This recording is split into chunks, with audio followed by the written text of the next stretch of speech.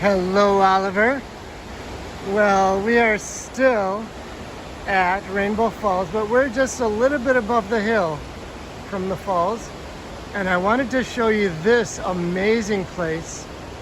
This is kind of like, imagine like a church that's made out of trees. That's what this place is like. And here's this giant tree. Wow, look at that. And way down there is kind of like a big floor. It's really flat down there.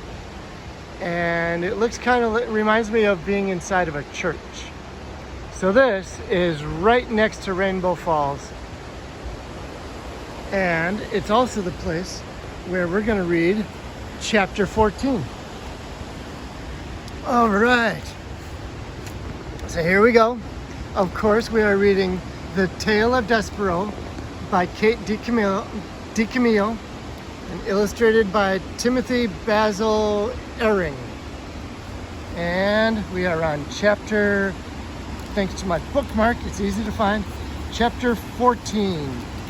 Chapter 14, Darkness. Darkness. Were you ever in a cave? Were you ever in a place that's so dark you can't even see your hand? That's how dark it is in the dungeon. Chapter 14. Despereaux lay on his back at the bottom of the steps and touched the bones in his body one by one.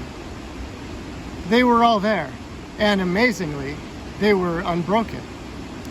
He got to his feet and became aware of a terrible, foul, extremely insulting smell. The dungeon, reader, stank. It stank of despair and suffering and hopelessness.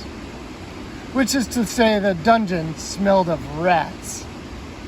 And it was so dark. Despereaux had never before encountered darkness so awful, so all-encompassing. The darkness had a physical presence, as if it were being all its own. As if it were a being all its own. Kind of like the darkness is a person. The mouse held up one small paw in front of his whiskers. He could not see it, and he had a truly alarming thought that perhaps he, Despereaux Tilling, did not even exist. "Oh my," he said out loud. His voice echoed in the smelly darkness. "Perfidy," said Despereaux, just to hear his voice again, just to assure himself that he did exist.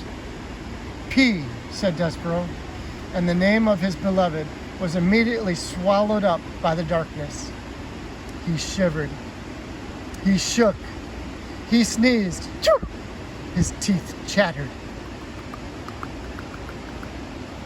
He longed for his handkerchief. He grabbed hold of his tail. It took him a long, frightening moment to even locate his tail in so absolute the darkness. He grabbed hold of his tail to have anything to hold on to. He considered fainting. He deemed it the only reasonable response to the situation in which he found himself, but then he remembered the words of the Threadmaster: honor, courtesy, devotion, and bravery. "I will be brave," thought Despereaux. "I will try to be brave like a knight in shining armor. I will be brave for the Princess P." How best for him to be brave? He cleared his throat. He let go of his tail. He stood up straighter. "Once upon a time," he said out loud to the darkness.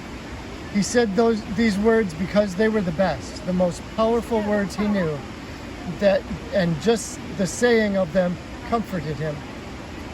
"Once upon a time," he said again, feeling a tiny bit braver, "there was a knight who always wore an armor of shining silver."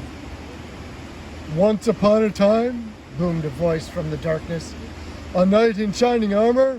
What does a mouse know of such things?" That voice The loudest voice that Despero had ever heard could only, he assumed, belong to the world's largest rat. Despero's small, overworked heart stopped beating. And for the second time that day, the mouse fainted. And that is the end of chapter 14. Hey, look, there's people up in the tree. That's how big the tree is. Isn't that amazing? Wow. Yeah, that's why I think of this place as like a church made of trees. It's just so big. But anyway, it's time to end the chapter. Hope you sleep well. Say hi to your mom for me. And just remember that I love you.